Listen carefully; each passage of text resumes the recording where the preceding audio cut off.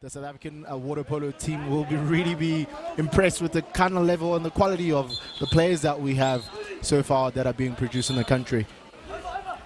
And there's no better platform than to really groom them and to really shape them than tournaments such as this. Essentially, some people call it the Stayers tournament. It's not available for learners that are in matric and above, just the learners under. And batsman Mayor Mulberry then for Hilton opens the scoring. This Hilton College side, I mean, they went down a few weeks ago when they played against Clifton, so it's going to be quite interesting for them to try and put their mark down here as they represent KZN alongside Michael House.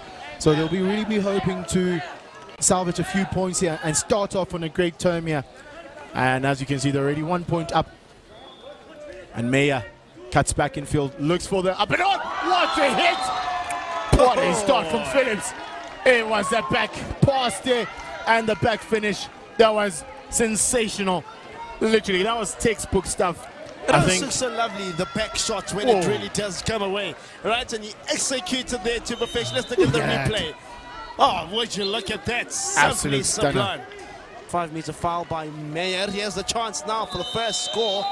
And Hilton gets the turnover, and it's going to be carried by Ritif Marbre. He's the brother then of Meyer. I assume they both have the same surname, Sazi.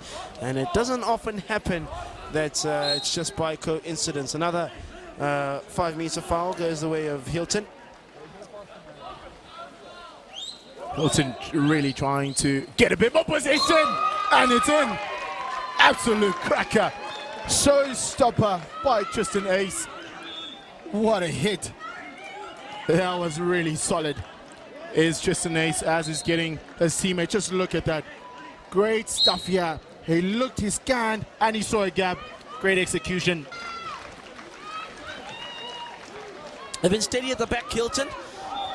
Really comfortable, and they go to that man Meyer again. So do a bit of defending. Now another chance for Hilton, and they get the foul as well. Had a few, 6 yet a few. Here's one. No, it's St. Stithians as well. And he's lethal, he really is. The parents excited, I know particularly the boys. The all-star team that will be selected right at the end of the tournament, Sazi, is always something that's going to catch the highlights, because that's where, as a scout, as Gauteng water polo, you can really see, as KZN water polo, where's the talent coming through. So they had a couple of players in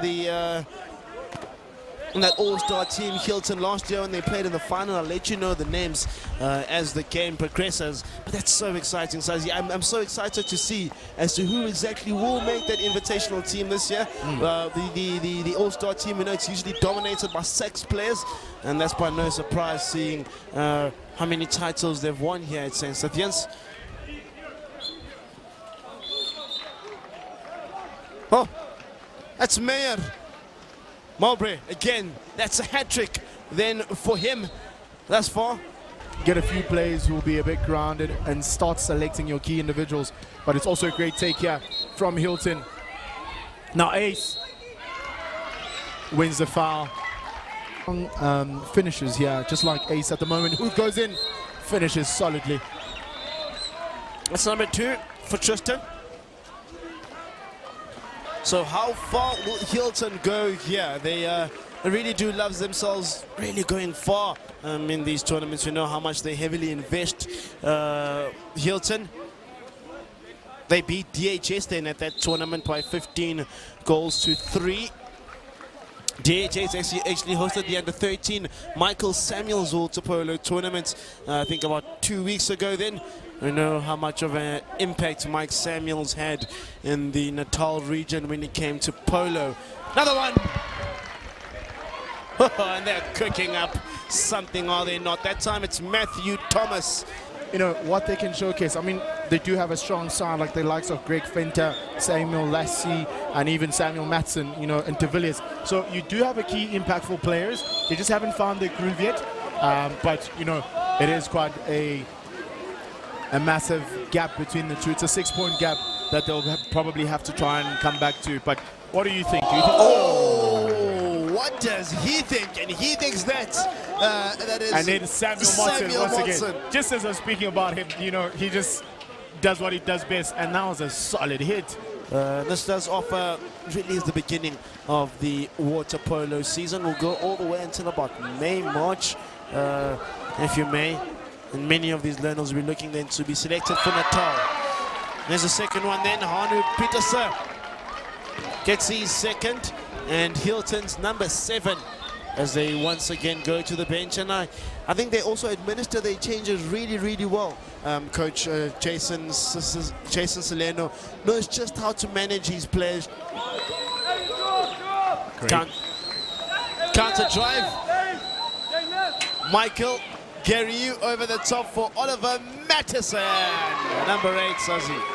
He saw that gap and he went for it. And it was an easy peasy one for him. Great pass out to Mitchell. Ball back in field here. Great hit off the woodwork. Gray will be happy with this one. I'll give you an interesting stats then.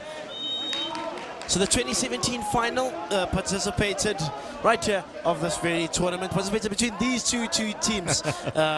Grey High taking on Hilton 4-4 that day in 2017. I think it was still covered by SSL Live before it became SuperSport Schools. Grey High ended up winning 3-2 on penalties, and they fight to get the score at 4-4 final. Often finals in polo do take us to that length all the way. This game though, 6 years later, much different, Sazi, and the strike there is absolutely emphatic. Outside 5 meters again. Yeah, Pearson High School for the ladies won that year. It was the first time that they'd ever beat the Saints ladies in a final. And St. Mary's Waverley finished in 3rd position.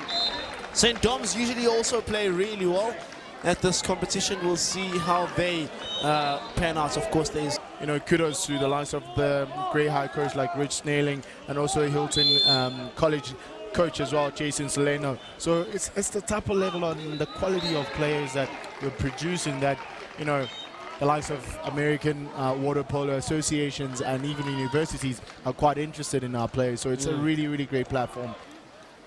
Grey High still thinking about it, and perhaps they've thought too much. It's 10-2 in the final chukka here then. They try now. It's almost ricochets off the ground. That's Luke de Villiers. It's a really good attempt at the end of the day. Yes, they have the ball in hand. Yes, they have the position. They're just unable to finish because this Hilton side is really solid on defense and causing them a bit more frustration here to be able to execute what they want to execute, which is basically getting over the cage and scoring once again.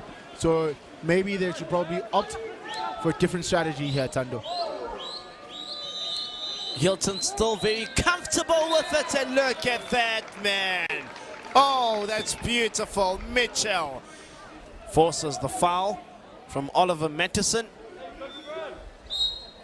Another one comes through. That time the infringing party was Mitchell Garau. The strike comes from Hilton. Stand to be corrected. This may be the biggest deficits ever between these two teams, certainly from a polo perspective. 12-2 means that 10 points down, which barring the 30 seconds that remain, it could be a bit more for this Hilton team, who've come into the tournament last year as finalists, and they've really picked up their form just from where they left off last year. I think they really have, Tando, and this is what we would generally expect from the Hilton side. And I think even Gray here just on the back foot at the moment, but you know, this is phenomenal stuff to see from Hilton. A great start, confident booster. What a finish! Once again by Oliver Madison, and there you have it. It's done. Hilton winners against Grey High. by 12 points to 2. Now they dominated right from the beginning. Meyer was really fundamental for Hilton, and well.